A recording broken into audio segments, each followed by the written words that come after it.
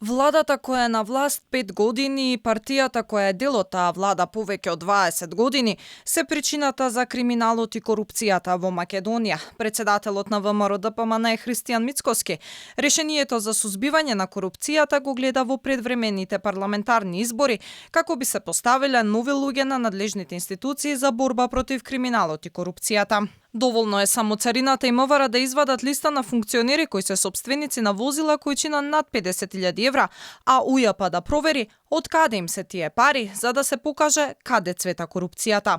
Според Мицкоски, нема потреба од нови закони, туку само да почнат да функционираат институциите. Со овие луѓе во овие институции не само што нема надеж, туку корупцијата и криминалот може само да се продлабочуваат. Не треба повеќе да одиме. Доволно е само ова да го направат и ќе дојдеме до тоа каде корупција имаме, каде имаме криминал, кои се сопствениците, како се стекнале со тој имот. Многу едноставно.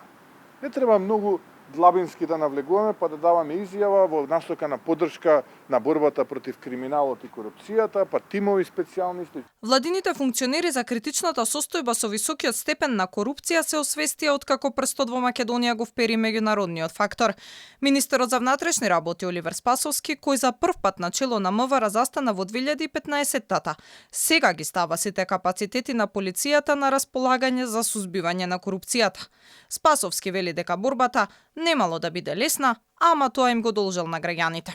Јас апсолутно се тоа на што беше изнесено од страна на амбасадорот на САД, меѓутоа и на други релевантни фактори, ги поддржувам и мора час поскоро секој од нас да направи максимум со своето делување да се стави крајот на криминалот и на корупцијата во државата од секој можен аспект. Односно, да се створи систем кој што ефикасно и брзо ќе одговори. Така да ние, како Министерство за внатрешни работи, апсолутно стоиме на располагање во секој поглед да ги поддржиме сите овие активности. Владата вчера организираше и состанок со амбасадорите на европските земји на кој беше презентиран извештајот од Европската комисија за напредокот на Македонија, кој повторно нотира дека земјата тоне во корупција.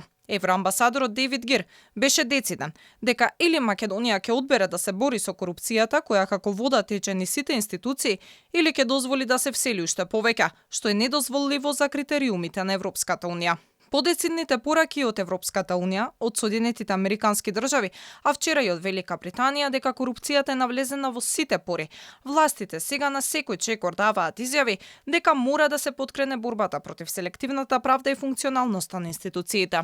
Инаку во понеделник во Скопје пристигнува заменик помошникот државен секретар на Соединетите Американски држави и специјален представник за Западен Балкан Габриел Ескобар, кој се очекува со себе да ја донесе листата на корумпирани поранешни и сегашни функционери во Македонија.